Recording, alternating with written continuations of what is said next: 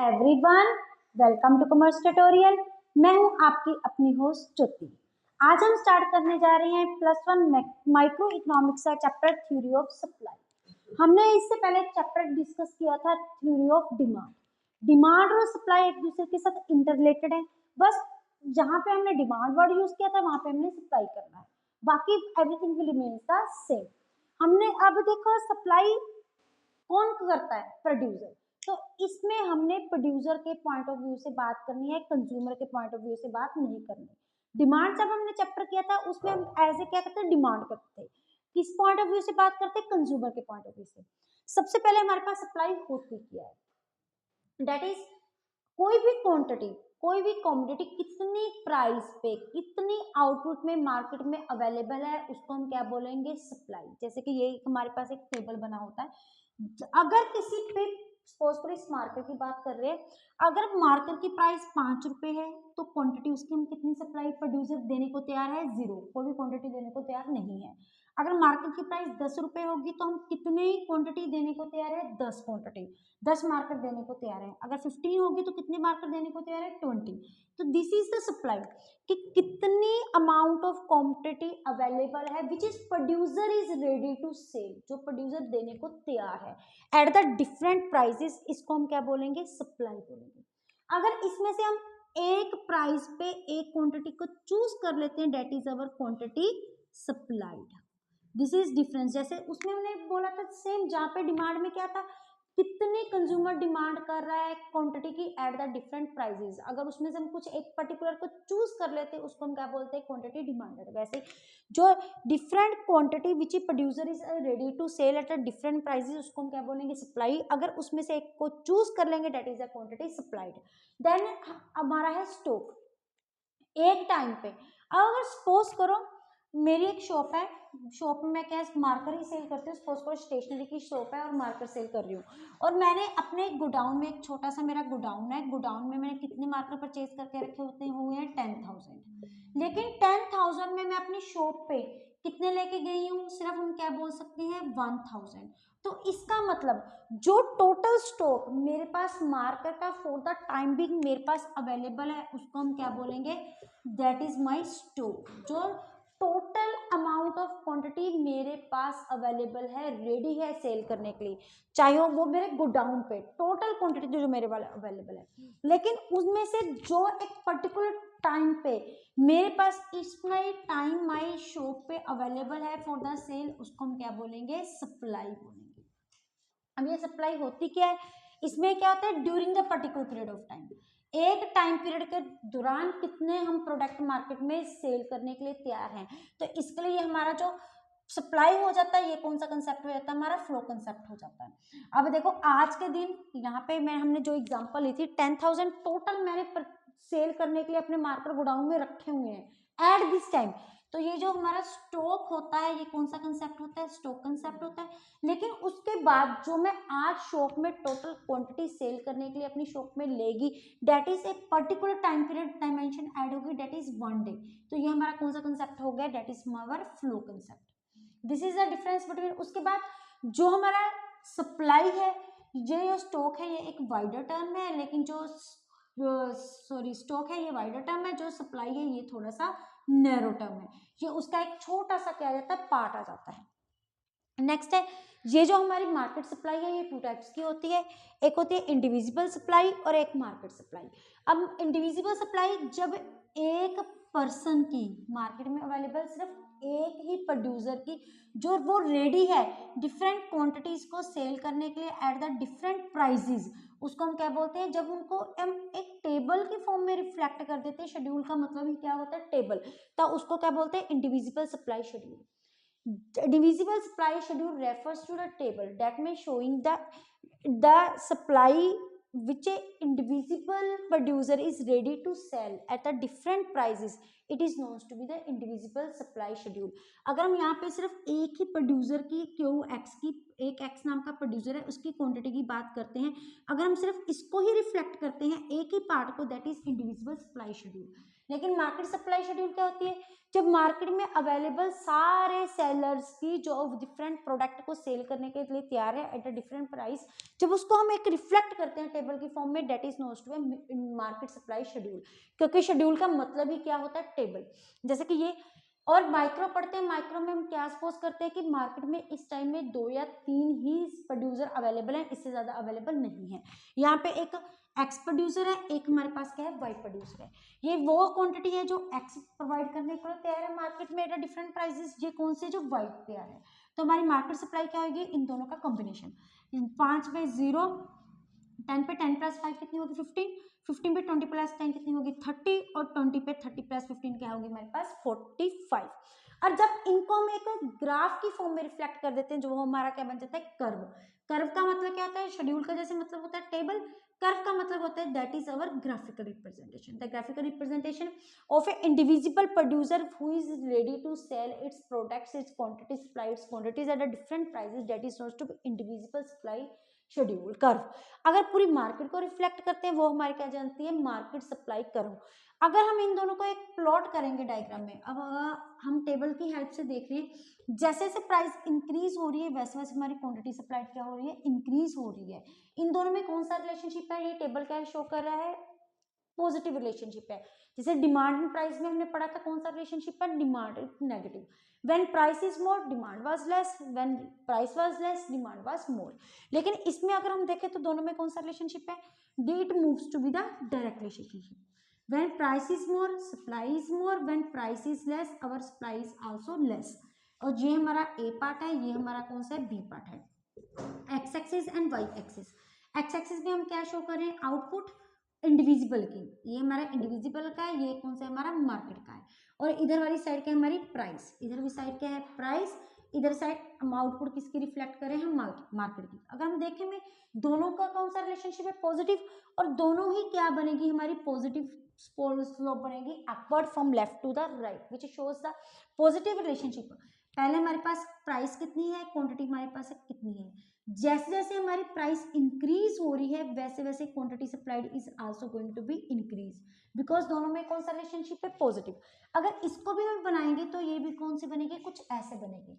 लेकिन जो मार्केट और इंडिविजिबल ग्राफिक कर्व का डिफरेंस क्या होगा, जो हमारी मार्केट सप्लाई कर्व बनेगी ये थोड़ी सी क्या बनेगी, फ्लैट बनेगी, और ये कौन सी क्या बनेगी, स्टीप बनेगी। ये थोड़ी सी सीधी, ये थोड़ी सी क्या बनेगी, फ्लैट। मतलब जैसे जैसे प्राइस चेंज होएगी वैसे वैसे हमारी सप्लाई में क्विकली चेंज आएगी as compare to the indivisible, because it is a combination of both. लेकिन है दोनों में क्या है, पॉजिटिव रिलेशनशिप है which moves from left to right, which shows there is direct relationship between the both. अगर आप इसका स्क्रीनशॉट लेना चाहते हो तो आप ले सकते हैं। नेक्स्ट हमारे पास मिनिमम प्राइस सप्लाई प्राइस क्या होता है, this is the 1 marks is most important question. Minimum का मतलब होता है मिनिमम प्राइस, एक मिनिमम प्राइस जिससे कम कोई भी प्रोड्यूसर अपने प्रोडक्ट को सेल करने के लिए तैयार नहीं होगा, उसको क्या बोलेंगे, minimum supply price. Minimum supply price से समझ लग रही है, सप्लाई करना मार्केट में सप्लाई करना मिनिमम प्राइस से, ये मेरी मिनिमम प्राइस है, इससे कम रेट में मैं कोई भी प्रोडक्ट को मार्केट में सेल करने को तैयार नहीं होगा। और इसको इन अदर वर्ड्स कौन सी प्राइस बोलते हैं, हम रिजर्व प्राइस के नाम से भी इसको जाना जाता है। नेक्स्ट हमारा कौन सा फंक्शन है, सप्लाई फंक्शन। जैसे वहां पे था डिमांड फंक्शन, यहाँ पे क्या है हमारा supply function. Supply function shows the functional relationship between the supply and various determinants on which our supply depends। वो फैक्टर्स, इसको हम फैक्टर अफेक्टिंग भी बोल सकते हैं, डिटर्मिनेंट्स भी बोल सकते हैं, और सप्लाई फंक्शन भी बोला जा सकता है। सबसे पहले देखेंगे इसका मीनिंग क्या होता है। मीनिंग जो हमारा वहां पे था सेम मीनिंग यहाँ पे है। जैसे पी एक्स हमारी क्या होती है, प्राइस ऑफ द प्रोडक्ट, जो हमारा एक्स प्रोडक्ट है। आर मीन्स रिलेटेड गुड्स, जो भी हमारी प्राइस ऑफ रिलेटेड गुड्स है। And F knowns to be the we can say factor of production, that is and population, we can say population, number of firms, जितने भी हमारी firms में क्या है, इंडस्ट्री में फर्म्स है। G is known to be the goal, that is price of inputs, inputs मतलब raw material, जहाँ से हम इसको प्रोड्यूस कर रहे हैं। जैसे कि हमारे पास 4 फैक्टर ऑफ प्रोडक्शन होते हैं, लैंड, लेबर, कैपिटल और एंटरप्रेन्योर। उसके बाद आता है T is knowns to be the technology, हम टेक्नोलॉजी कौन सी यूज कर रहे हैं। X is expectation, GP is goal of the firm, firm की क्या गोल है। अब हम फर्स्ट पॉइंट से करेंगे प्राइस ऑफ द प्रोडक्ट। अभी हम करके हटे हैं प्राइस ऑफ प्रोडक्ट और सप्लाई में कौन सा रिलेशनशिप होता है, हमारा डायरेक्ट रिलेशनशिप होता है। ये हमने इंडिविजुअल सप्लाई कर्व में अभी हमने स्टडी किया है। जब प्राइस मोर होती है तो हमारी सप्लाई मोर होती है, जब प्राइस कम होती है तो हमारी सप्लाई क्या हो जाती है, कम हो जाती है। अब रिलेटेड गुड्स हम ऑलरेडी जानते हैं कि हमारी दो तरह की होती है, एक होती है सब्स्टिट्यूट गुड्स, एक हमारी कौन सी होती है, कॉम्प्लीमेंट्री गुड्स। इनका हम ऑलरेडी डिमांड फंक्शन में पढ़ चुके हैं। सब्स्टिट्यूट क्या होते हैं, जिसको हम एक की रिप्लेसमेंट में दूसरे को यूज कर सकते हैं, जैसे कि हमारी क्या होती है टी एंड कॉफी। अगर हम इसको लॉजिकल वे से देखें, अगर प्राइस की टी की प्राइस बढ़ जाती है तो हमारे पास कॉफी की सप्लाई क्या हो जाएगी, कम हो जाएगी। रीजन, क्योंकि लोग कॉफी को छोड़ के किसको प्रोड्यूस करना शुरू कर देंगे, टी को, क्योंकि अभी हमने देखा है व्हेन प्राइस इज मोर उसमें profit more than comes it's supply is also more.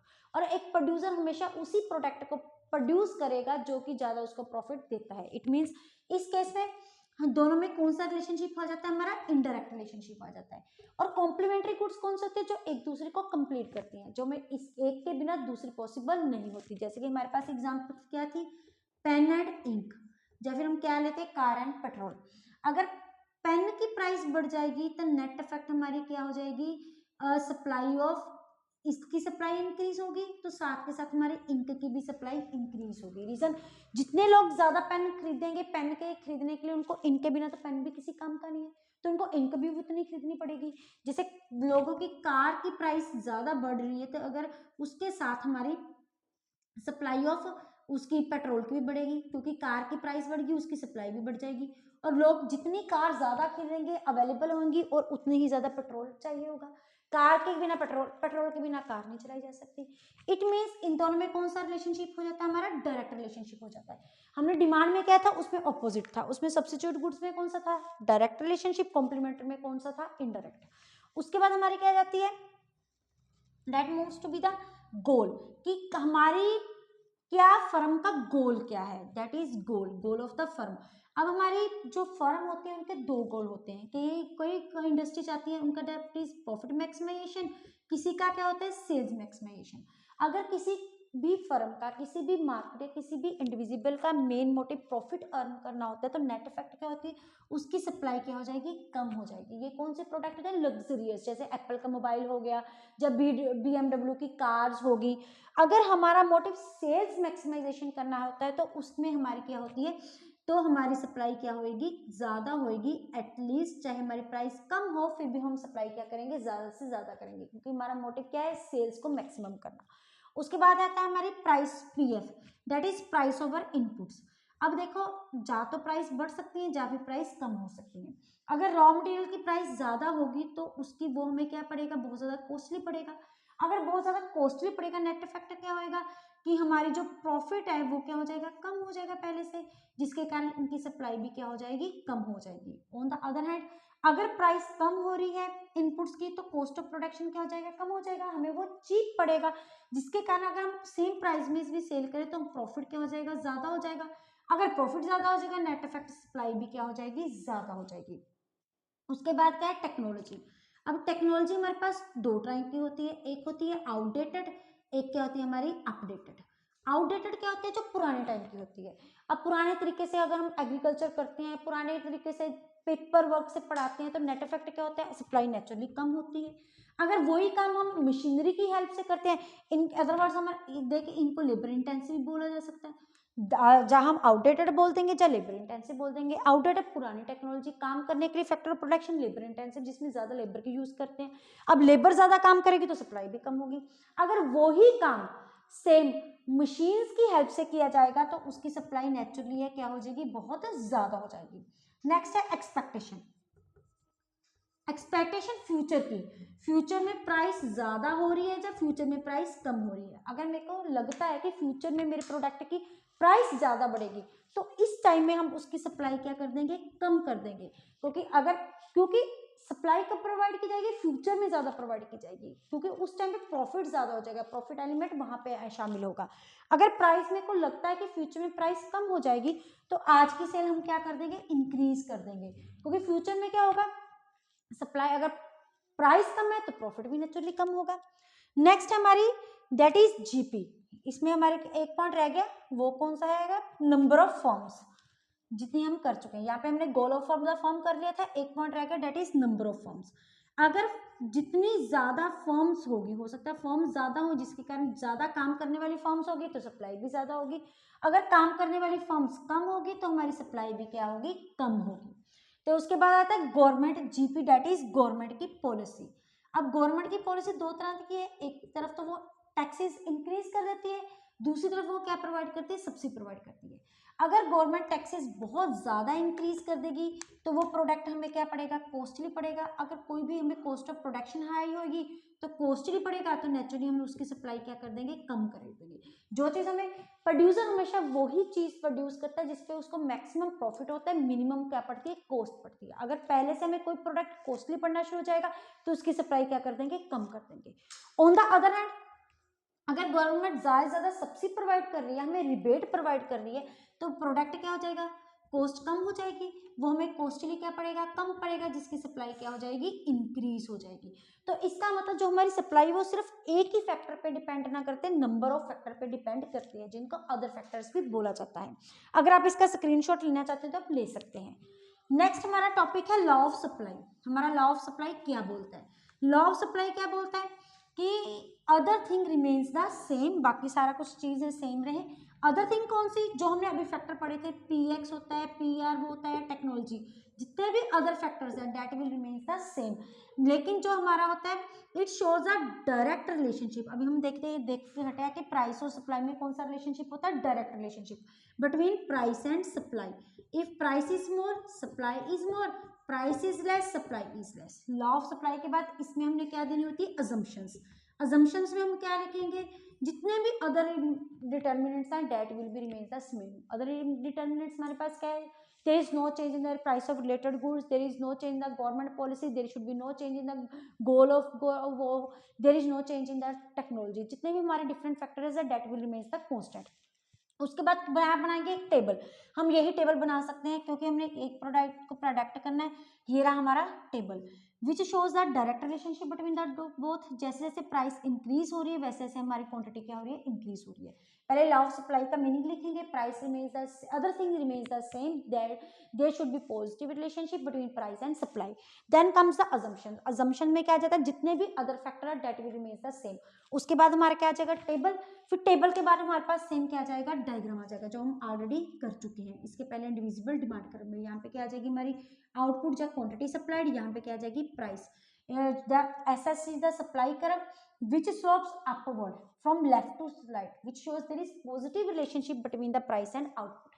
जब इसको स्टार्ट करके पहले बताएंगे, एक्स एक्सिस में हम क्या कर रहे हैं, शो आउटपुट, वाई एक्सिस पे क्या शो करिए, प्राइस। और हम जो सप्लाई कर्व है ये क्या है, अपवर्ड स्लोप है, from left to the right है, which shows there is positive and direct relationship between price and output. As price is going to be increase, our output also going to be the increase. उसके बाद जाएंगे exceptions of law of supply. Exceptions मतलब कौन से ऐसे case है जहां पे हमारा सप्लाई का लॉ काम नहीं करता। सबसे पहले हमारा क्या है, एग्रीकल्चर आउटपुट। अब एग्रीकल्चर आउटपुट क्या होता है, एग्रीकल्चर आज भी हमारे जो एग्रीकल्चर है वो हमारे नेचुरल फैक्टर्स पे डिपेंड करते हैं, दैट इज अवर रेनफॉल। इससे कुछ फर्क नहीं पड़ता प्राइस कम है कि ज्यादा है। अगर किसी साल रेन ज्यादा होती है तो हमारी सप्लाई क्या हो जाती है, ज्यादा हो जाती है। अगर रेन कम है तो हमारी सप्लाई क्या होती है, कम होती है। और भी नेचुरल फैक्टर्स आते हैं, जैसे फ्लड आ गया, फेमिन आ गया, ड्रोट आ गया, इनका भी हमारा क्या पे अफेक्ट करता है, प्राइस और सप्लाई का इससे कुछ भी लेना देना नहीं होता। नेक्स्ट है सोशल डिस्टिंक्शन। सबसे पहले सोशल डिस्टिंक्शन होती क्या है, वो प्रोडक्ट जो क्या होते हैं बहुत ज्यादा रेयर होते हैं, जिनकी प्राइस बहुत ज्यादा हाई होती है, जैसे कि डायमंड। अब डायमंड की सप्लाई क्या होती है, बहुत ज्यादा लिमिटेड होती है, लेकिन इसकी प्राइस बहुत ज्यादा हाई होती है। इस केस में जो हमारी प्राइस और सप्लाई का रिलेशनशिप डायरेक्ट ना हो के क्या होता है, इनडायरेक्ट होता है। नेक्स्ट है पेरिशेबल गुड्स। पेरिशेबल गुड्स होते हैं जो कि बहुत ज्यादा जल्दी खराब हो जाते हैं, सब्जियां हो जाती है, जैसे वेजिटेबल्स हो गया, फ्रूट्स हो गया।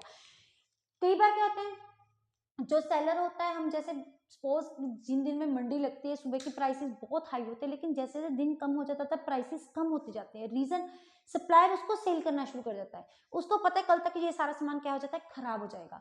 तो इवन प्राइस कम होता है उस केस में भी जो सप्लायर होता है उसकी सप्लाई क्या होता है, बहुत ज्यादा हाई कर देता है। तो इन तीन कंडीशंस में हमारी जो सप्लाई कर्व है वो अपवर्ड स्लोप ना होकर वो क्या होती है, डाउनवर्ड स्लोप होती है, कुछ ऐसे। इनमें जो प्राइस और सप्लाई का क्या रिलेशनशिप होता है, इनडायरेक्ट रिलेशनशिप होता है। ये है हमारे exceptions to law of supply. Next है का हमारा जो आज का लास्ट टॉपिक है वो है change in quantity supplied and change in supply. ये सेम मीनिंग वही है जो हम ऑलरेडी डिमांड में कर चुके हैं। इसमें क्या होता है, जब हमारी सप्लाई में चेंज होता है ड्यू टू प्राइस, उसको क्या बोलते हैं हम, चेंज इन क्वांटिटी सप्लाइड। लेकिन अगर चेंज इन सप्लाई होता है तो उसमें क्या होता है कि हम इनमें क्या आता है, सबसे पहले आता है हमारा मीनिंग, इनको हम एक डिफरेंस की फॉर्म में कर लेते हैं। अगर हमारी सप्लाई में चेंज आता है ड्यू टू अदर फैक्टर्स, जितने भी हमारे अदर फैक्टर्स होते हैं उसको क्या बोलते हैं हम, प्राइस। चेंज इन सप्लाई, इसमें क्या होता है, price will remains the same. तो इसमें अजम्पशंस क्या ली जाती हैं, हमारे जो अदर फैक्टर्स हैं that will remain the same.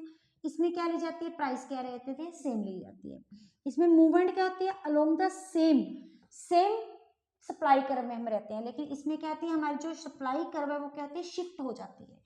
इसकी हमारी टाइप्स क्या होती है, दो होती है, एक होती है हमारी एक्सटेंशन और दूसरी हमारी क्या होती है, कंस्ट्रक्शन। इसमें क्या होती है, एक इंक्रीज इन सप्लाई, एक हमारी क्या रहती है, डिक्रीज इन सप्लाई। और इसका अल्टरनेटिव नेम, इसका दूसरा नाम क्या होता है, movement along same supply curve. हम सेम ही सप्लाई कर्व में मूव करते हैं। और इसमें क्या होती है, हमारी शिफ्ट इन, जो हम आगे को फॉरवर्ड या बैकवर्ड शिफ्ट करते हैं। अब हम इनको डायग्राम के साथ देखते हैं। अगर आप इसका स्क्रीनशॉट पहले लेना चाहते हैं तो आप ले सकते हैं।